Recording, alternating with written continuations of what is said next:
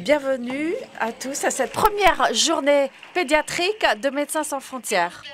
Nous allons maintenant passer ensemble 2 jours avec Médecins sans frontières, avec les pédiatres, les experts qui travaillent sur le terrain chez Médecins sans frontières, les infirmières en pédiatrie, les étudiants en médecine, les bénévoles, les gens qui travaillent dans les bureaux de MSF, les directeurs médicaux, les personnes du monde universitaire, les professeurs associés, les étudiants en doctorat, etc.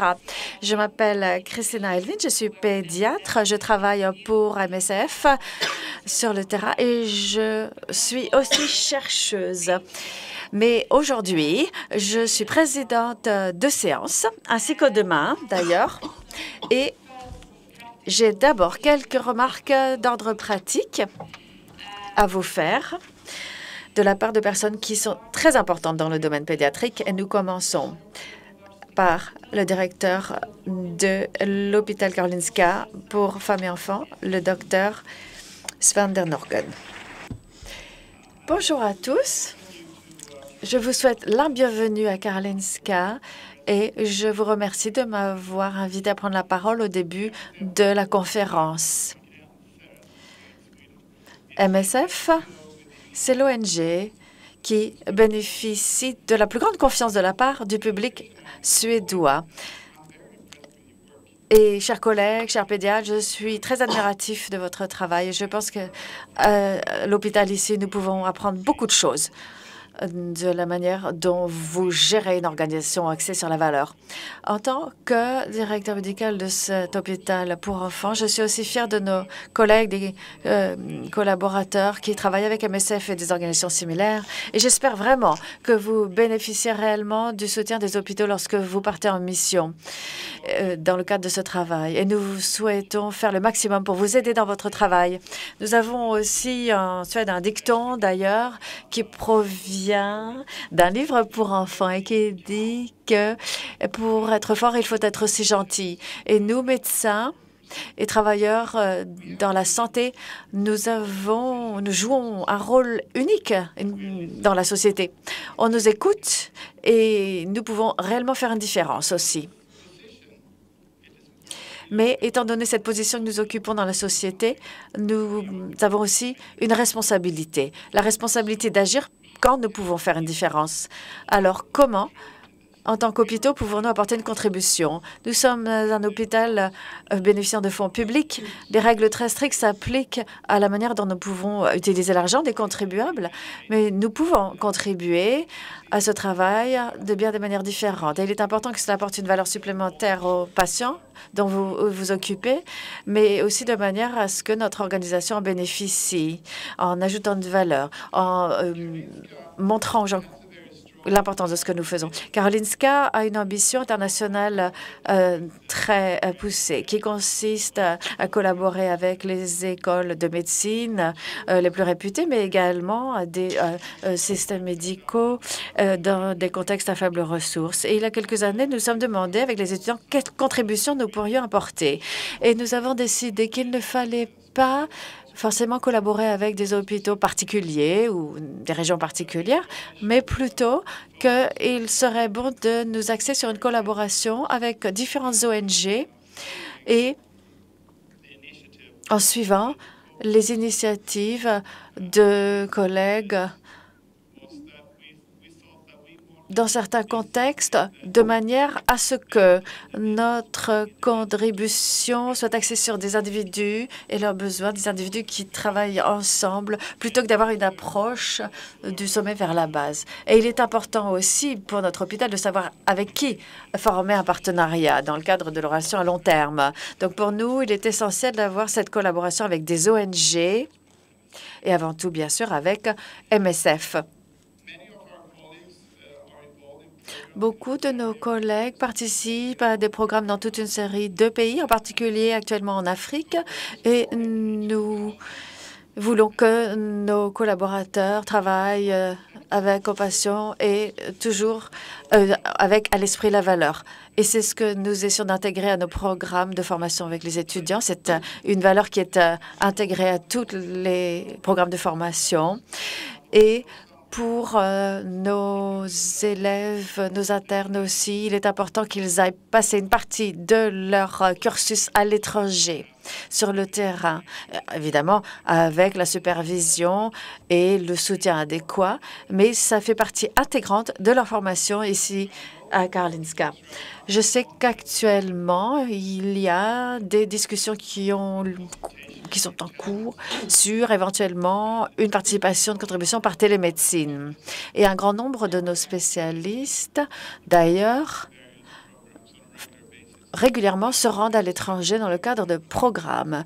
Et une contribution très simple de notre part serait déjà de faciliter ces déplacements. Permettre une réorganisation éventuelle des programmes de travail pour que les gens puissent être détachés dans une mission avec peu de préavis. Et je crois que dans ce domaine, nous pouvons aussi faire davantage. Alors, je vous demande de continuer votre travail tellement important. De nouveau, nous admirons beaucoup votre travail. Je crois qu'il fait une énorme différence à l'étranger, mais aussi ici. Et je crois qu'il faut poursuivre ce dialogue ouvert avec nous pour savoir comment nous pouvons vous prêter. Good morning or good afternoon. I don't know what time will it be now in Stockholm when you are there. I am José Antonio Bastos, the president of MSF Spain OCDA. For very little, David Noguera is replacing me within a month. I want to thank Daniel that must be there watching me among you this video for the invitation to attend these pediatric days. I would have really liked to be there sharing this moment with you. Unfortunately, the handover agenda is really tight and I cannot be there with you. Having said that, if I would have been there, I would have played a little bit the role of the old basic broad spectrum humanitarian that I am. I'm a family physician, and I would have tried to raise the importance of the pediatric care and the children population among the overall humanitarian endeavor. There is in development aid and structural aid and all other sorts of very politically correct initiatives, a very clear focus on infancy and childhood. I think UNICEF is the paradigm. I want to remark now that MSF's concern about the pediatric population does not come from there. It comes from our direct experience in the field, and I remember now famine situations in Somalia, cholera epidemics, displacement situations, in which clearly the ones who die most and the ones who suffer most are children. It's unquestionable they are a much more fragile sector of the population. There is some provocative thinking that has challenged in the past whether elderly, pregnant women are also vulnerable groups. That's fair, but clearly the most vulnerable group of the population in any humanitarian crisis are the children. So MSF's concern comes from a first-hand experience on trying to address human suffering where it is, not from fitting into the politically correct definition of infancy as an official target for programs and for activities. Very, very important, very, very important point. Secondly, within that, just a little quote. I'm sorry to sound a bit pedantic, but William Osler of the Osler Notes of the Subacute Bacterial Endocarditis, you remember from your medical school, said once, good physicians treat the disease, the great physicians treat the patient who has the disease. I think in our case, it's very important that MSF's focus on pediatrics is not aiming at nice publications about Burkitt's lymphoma or very strange forms of drepanocytemia. I think we have to address the needs of the children population as we see them, and what we see is not sexy. In that sense, I'm happy to say that OCBA's interest on being now sponsoring these pediatric days it does not come from its president's passion for children population. It comes from our strategic plan. Says very clearly among medical priorities, we will focus on reducing pediatric mortality and morbidity with emphasis on the 6 main killers: malaria, malnutrition, neonatal complications, respiratory infections, diarrhea, and HIV/TB, and vaccination. As I said, extremely non-sexy but vital issues. If I have anything to push you for, is put your innovation and creativity at the service of these boring, old-fashioned, always existing diseases that truly kill children, and not on trying to find new fields where to apply your interest in pediatrics.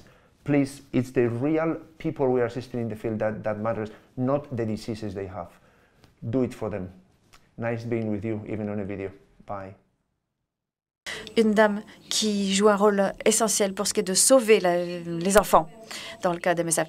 Elle est à la tête du groupe international pédiatrique MSF International. C'est le docteur Marie-Claude Bottineau.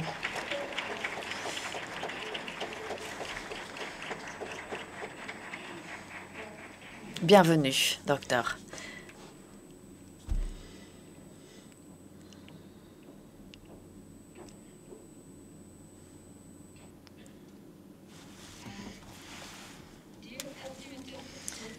Chers professeurs, chers experts, chers docteurs en médecine, chers étudiants et chers collègues de Médecins sans frontières, et je pense en particulier à ceux qui travaillent dans le cadre de programmes dans des environnements à faibles ressources. Je vous souhaite une très bonne journée et au nom du groupe de travail pédiatrique de Médecins sans frontières, je voudrais vous dire que je suis ravie d'entamer cette conférence, cette journée de pédiatrie ici dans cette merveilleuse ville de Stockholm. C'est un grand honneur d'être avec vous pour cet premier événement pédiatrique afin de pouvoir échanger notre expérience, nos connaissances de manière constructive. Et je vous remercie infiniment tous pour votre présence déjà, pour votre participation, en remerciant tout particulièrement ceux qui ont contribué à l'organisation de cette réunion et qui l'ont permise. Je voudrais donc nommer le comité scientifique et le comité organisationnel, M. Matt Bruno, le professeur Ousmane Diaye, du comité scientifique, Madame Mathilda Brzezinska, qui vraiment est la coordinatrice principale de cet événement pour le bureau de suédois, Monsieur le docteur Christophe Ollet,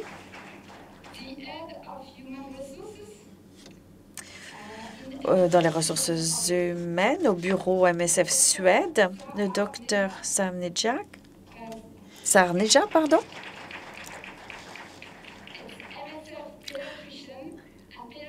pédiatre chez MSF et conseiller santé publique en pédiatrie au sein du groupe de travail pédiatrie et conseiller à Stockholm. Et le docteur Svante Norgren, directeur de l'hôpital pour enfants Astrid Lindgren. Et je ne pourrais pas conclure sans vous rappeler l'objectif premier de cet événement de pédiatrie MSF. D'abord, renforcer l'intérêt des universités vis-à-vis de l'action humanitaire et de l'engagement de MSF et peut-être susciter une vocation chez les étudiants parce que nous avons désespérément besoin de davantage de volontaires dans le programme MSF. Deuxièmement, permettre à MSF et de manière plus générale aux travailleurs humanitaires dans le domaine de la santé de bénéficier des connaissances et de la recherche universitaire. Et troisièmement, permettre aux collègues